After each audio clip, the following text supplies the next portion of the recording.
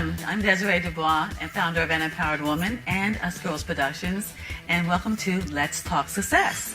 Today I have the pleasure of speaking with RENEE FRASER, who is the founder of FRASER Communications. Good afternoon, RENEE. Thank you. Good afternoon, Desiree. It's delightful to be here. How are you doing? Have you feeling Great. empowered? I'm feeling empowered. Absolutely. Do you know that question was coming? I did. Every time I see you, I feel empowered. Oh, thank you. Thank you. Well, you're an empowering force in yourself. Tell us a little bit about your company. Well, I'm a PhD psychologist, which is a little unusual. I'm a social psychologist. I studied how to persuade people and how to measure attitudes and beliefs. And I run an advertising and marketing firm. It's the largest woman-owned ad agency in California. Yay! Thank you. And we do a lot of digital work as well as what you consider traditional advertising.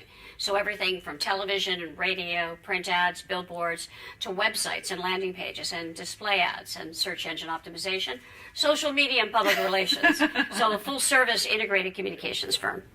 So you had to really do some evolution. It was you started in one space, years ago. Right. And all of this, you had to really embrace all this technology and all these new changes along the way to be able to stay competitive. Adapting to change has been tough, I'll have to tell you. It's one of the things, though, as an entrepreneur, you can't stay still. You have to constantly be monitoring. One of the things I like to do is keep my eye on the horizon. What's coming, what's new, and what's different that I have to adapt to.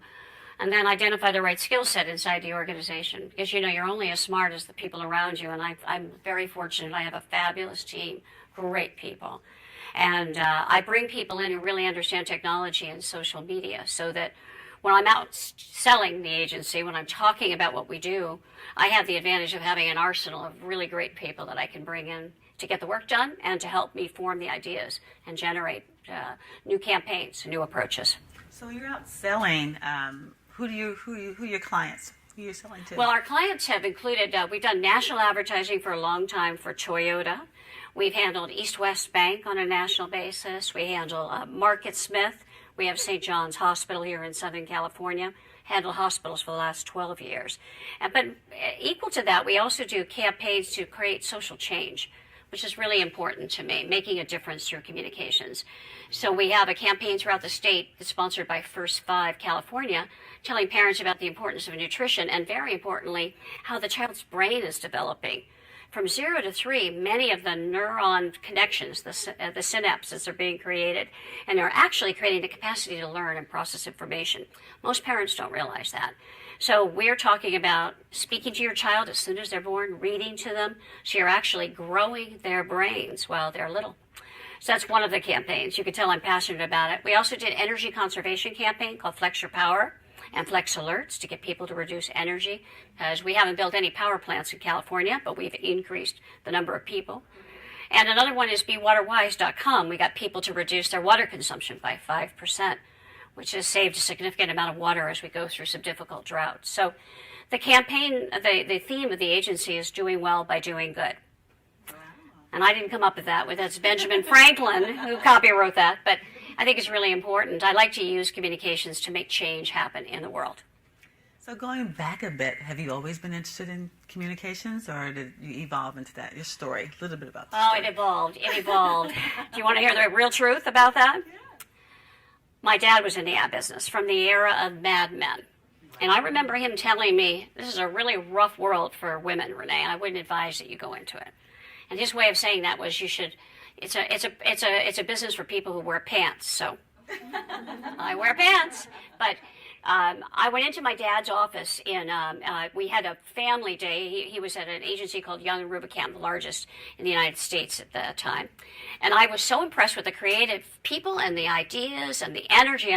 I remember coming back and saying to my father, I will never be in the advertising business. I'm so disappointed all those smart, creative people aren't trying to help the world. Why aren't they fixing things? Well, fast forward, I get my PhD. I marry one of the professors. I realize that if we both stay being professors, it's going to be a very rough life and probably not as economically desirable as we'd like. So I go out into the business world, and I got recruited into an ad agency.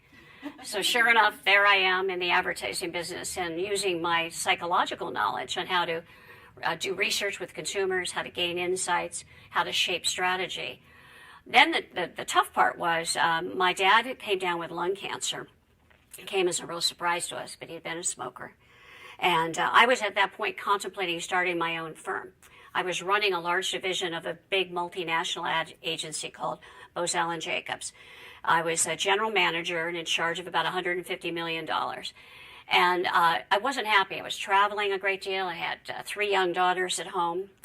And I told my father, I think I'm going to start my own company. And he said, well, Renee, remember what you told me about advertising as a tool to change the world? He said, now's your turn.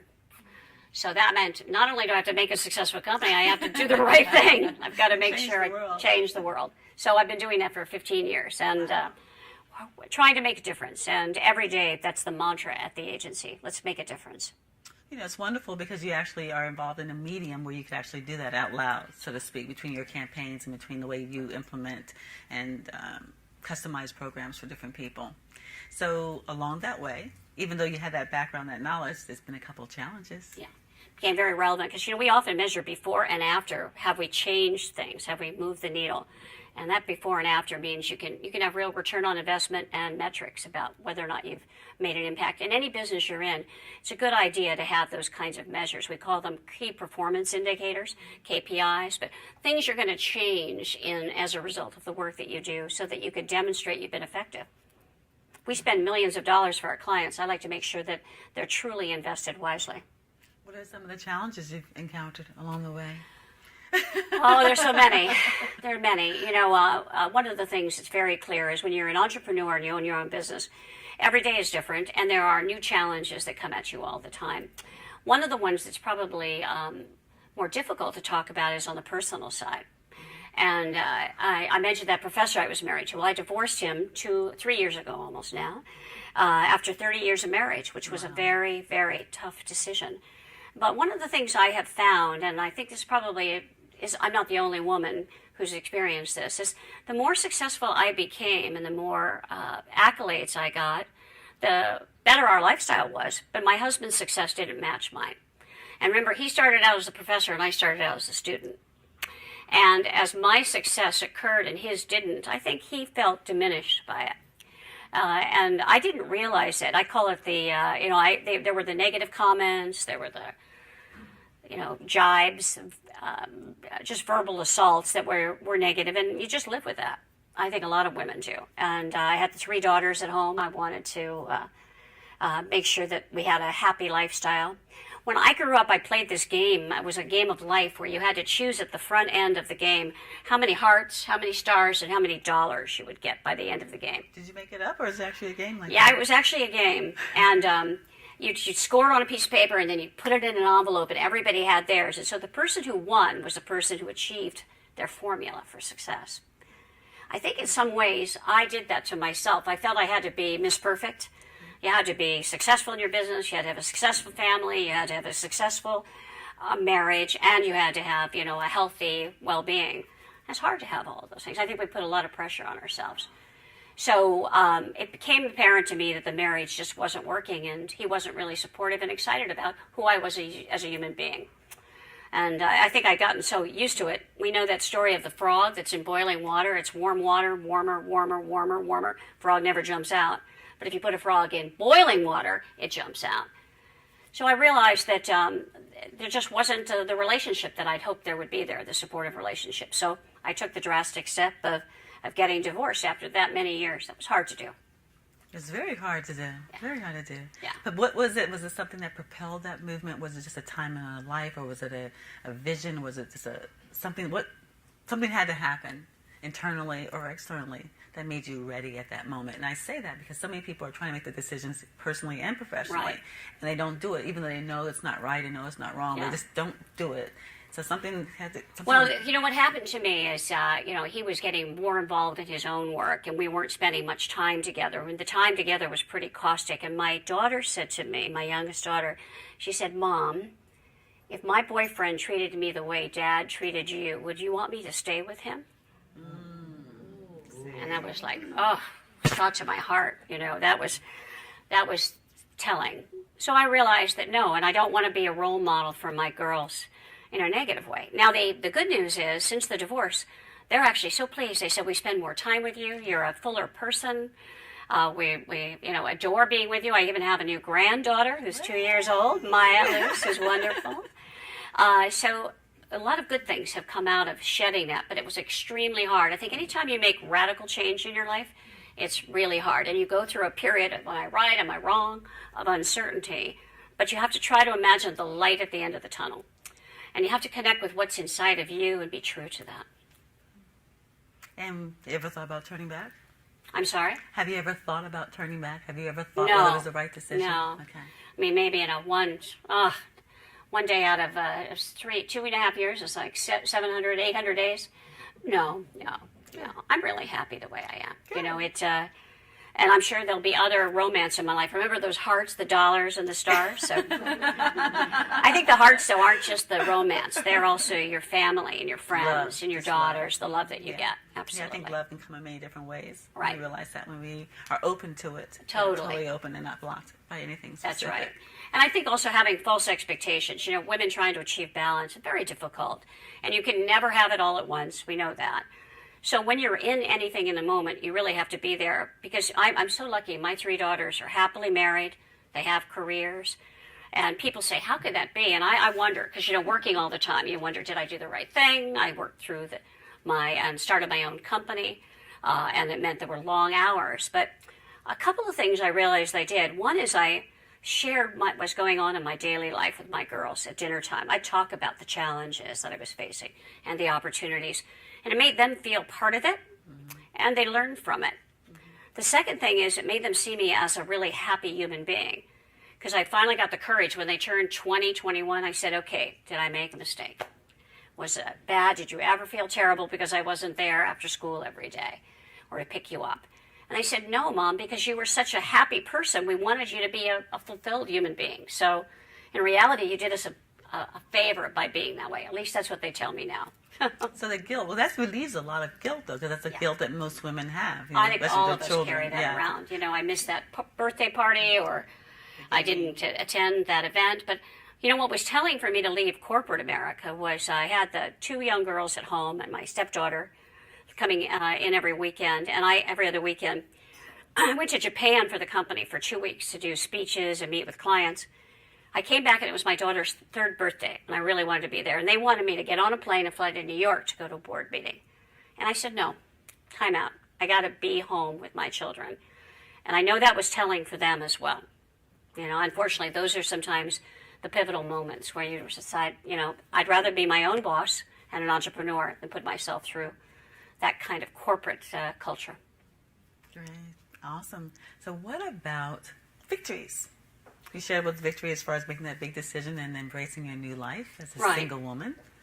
Well, you know, having a $35 million company and being on the women-owned businesses, that's a victory. We've been on the LA Business Journal list for the top women-owned companies for the last 12 years, I believe. So that's quite an accomplishment. Having those daughters is really my best, frankly, the best thing I've ever done in my life. But I think the victories come in small wins, and you have to celebrate them when they come. Yes. We have a new campaign that's launching, getting people to ride share, and we're very excited about that. We're going to have a little party for that. Yep, we've got a new assignment from a new retailer, and we're doing new advertising for them. We're going to celebrate that.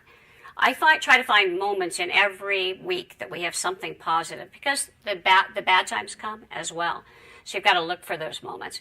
We also do nice things, like we have dogs in the office. Wow. Which is maybe a little silly, but I think it's great. People bring their animals. They enjoy being at the office. We share. As a matter of fact, 11 dogs have been fostered and given homes as a result of being at FRASER Communications. So I'm thrilled we've been able. So in small ways, you make the world a better place. It doesn't have to be a big campaign to get people to reduce energy or water. It can also be doing something for someone else. And more I find that that's where you get the gratification on a daily basis. Fantastic. So with that, secrets to success. Keys to success? Secrets, yes. Keys, secrets. Because we have such a community of women professionals and entrepreneurs, and they're all different phases. Some are starting, some are fixing, some are building, some are starting over again, some are transitioning, all different types of things. And I find the common thread, many times when I'm speaking to different women throughout that period, And I think, what are some of the secrets? What are some of the things that if only you had known then, or if you would do it over again, that you would make sure certain things were in place, or you did or you didn't do? I would have dreamed bigger. Wow. And been bolder. I could have built the business faster and bigger, probably by borrowing money. I didn't do that. I think that would have been a way to be more successful. I would have been part of a community like you've created, where I could get support from others. I did do that in my career, but I did it fairly late. I joined the National Association of Women Business Owners, got very involved in that, and that gave me a platform. But I wish I'd been part of a group and I'd asked for help and taken it from others. Give and take is really what it's about. Because as you know, Winston Churchill said, we get the life we have by what we get. We create the life we have by what we get, but we make a life by what we give. And I think it's truly when you give back to people, things come back to you in ways you never expected. And I don't think I gave as much as I could have back in those days or received as much. So being open to that is really important. And I think a resource network like this is the way to do that. That's a biggie. It seems to be a really biggie because it seems to be women are such givers. And for some reason, we just don't ask as much. We just feel more comfortable giving. So giving, and not taking it back.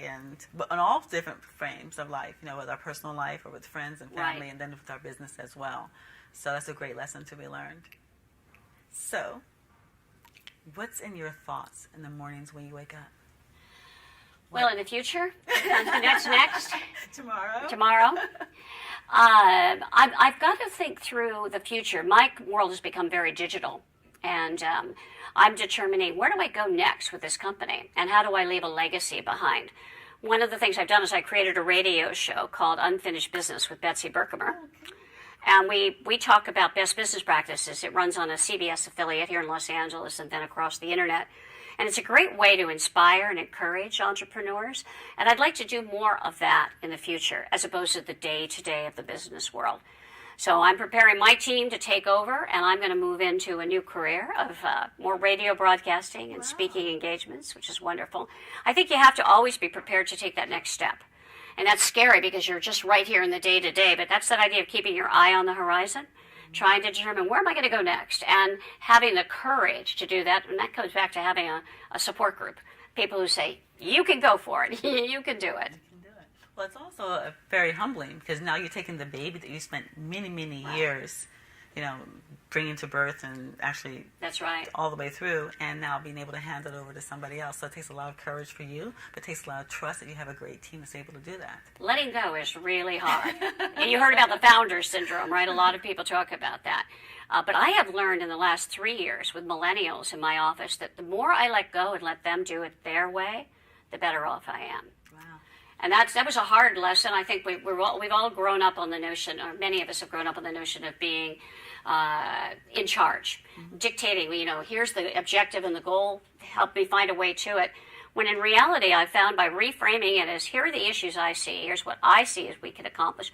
What do you bring to the party? How do you see it differently? And then let them go at it. And we get fresh new ways of doing things that I'd never expected before. So I think you have to, same with the business. I see the business one way. I've taken it to a certain level. How can I help you take it to a next level? And I'll be a part of it, but I'm not going to be it's not going to be crafted by RENEE and sculpted by RENEE.